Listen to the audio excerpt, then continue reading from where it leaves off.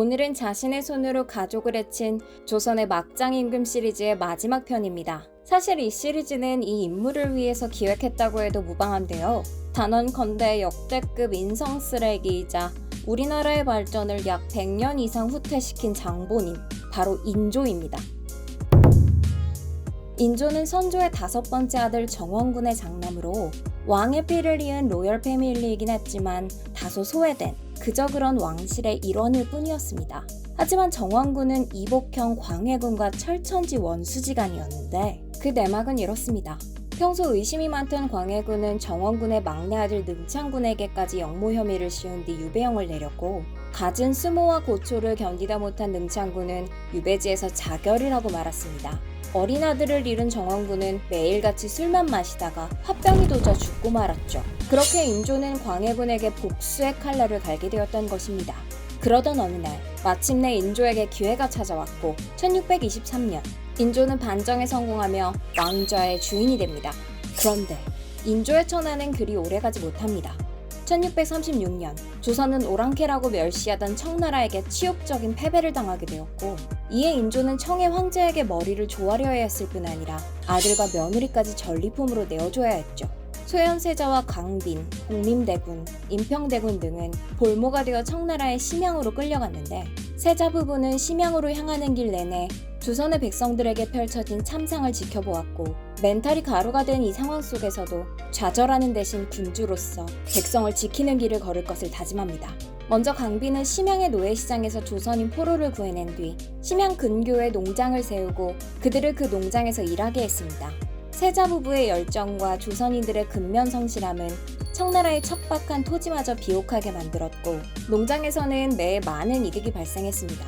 이렇게 생긴 재물을 바탕으로 소현세자는 청나라 고관대작들과 교류하며 외교활동을 펼쳤고, 이를 토대로 더 많은 조선인 포로들을 구해낼 수 있었죠. 그런데 칭찬받아 마땅한 이 일은 세자 부부의 발목을 잡는 족쇄가 되고 맙니다.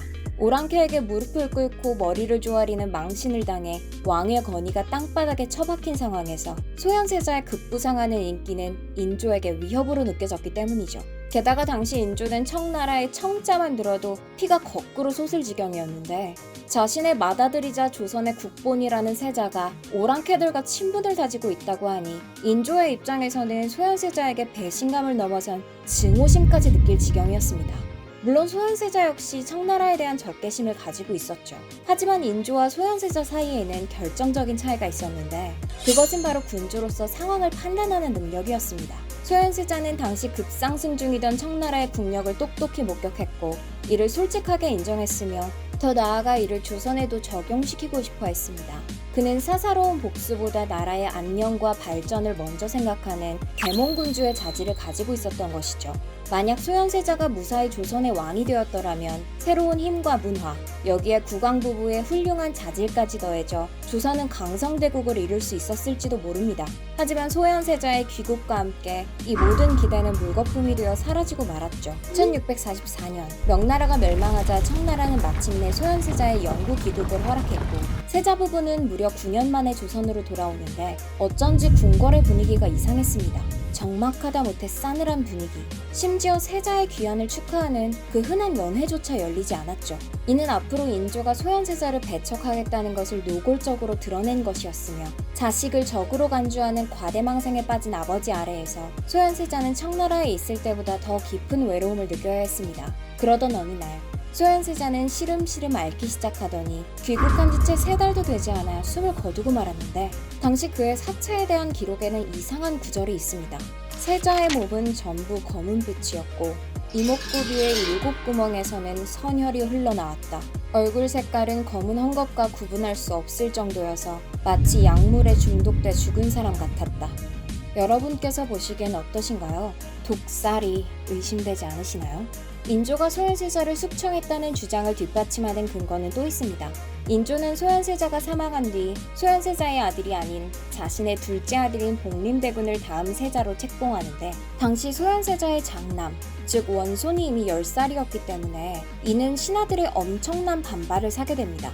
하지만 인조는 막무가내로 신하들의 반발을 찍어 눌러버렸고, 그렇게 소현세자의 가족은 왕위 승계 라인에서 아예 배제되어 버립니다. 놀랍게도 이것은 시작에 불과했는데요. 1646년의 어느 날 인조의 수라상에서 독이 든 전복이 올라오는 사건이 발생합니다. 인조는 기다렸다는 듯이 강빈의 궁녀들을 끌고 와 고문하기 시작했는데 그 고문이 어찌나 잔인했던지 궁녀 17은 고문을 당하다가 죽을 정도였습니다.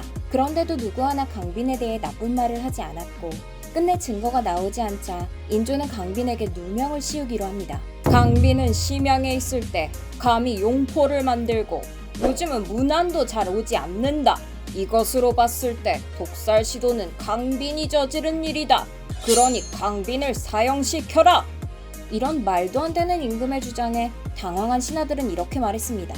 전하, 세자빈께서는 용포를 만드신 것이 아니오라. 그저 붉은색 비단을 사들이신 것이었고 설령 문안 인사를 오지 않았다고 해도 부모로서 너그럽게 처리하여 주시옵소서. 그러자 인조는 개 같은 것을 억지로 임금의 자식이라고 하니 지금 나를 모욕하는 것이냐? 하고 노발대발했다고 하죠. 참고로 조선왕조실록에서 임금의 욕이 실려있는 것은 인조가 유일하다고 하니 그는 아마 인성이 터져서 인조가 아닐까. 결국 강빈은 폐서인이 되어 궐 밖으로 쫓겨났고 얼마 후 사약을 받고 목숨을 잃게 됩니다. 그런데 인조의 인성질은 여기에서 끝나지 않습니다. 인조는 강빈이 죄인이라는 이유로 소현세자와 강빈의 세 아들들까지도 제주도로 유배를 보내버리는데 당시 제주도에는 역병이 청걸하고 있었고 결국 장남 석철과 차남 성리는 역병에 걸려 어린 나이에 생을 달리하고 맙니다. 다행히 막내 석견은 살아남아 후에 왕족 신분을 회복하지만 그 역시 그동안 겪은 스트레스로 인해 22살의 나이에 요절하고 말죠.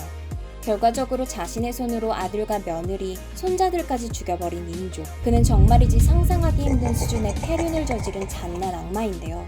역대급으로 무능한 군주였으면 물론 자신이 만들어낸 최고의 아웃풋 소현세자를 몰라보고 일가족을 몰살시킨 잔인한 아버지이기까지 했다는 점에서 인조는 최악이라는 평가를 피할 수 없을 것 같습니다. 또 그렇기에 그의 대척점에 있던 인물 소현세자와 강빈에 대한 아쉬움도 큰데요. 가혹한 환경을 이겨내고 나보다 주변을 돌보려 애썼던 그들의 영웅적인 면모가 좋은 시절을 만나 마음껏 펼쳐질 수 있었다면 어땠을까 하는 생각을 해봅니다.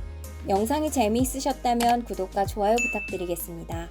감사합니다. 벌거벗은 지식님이었습니다.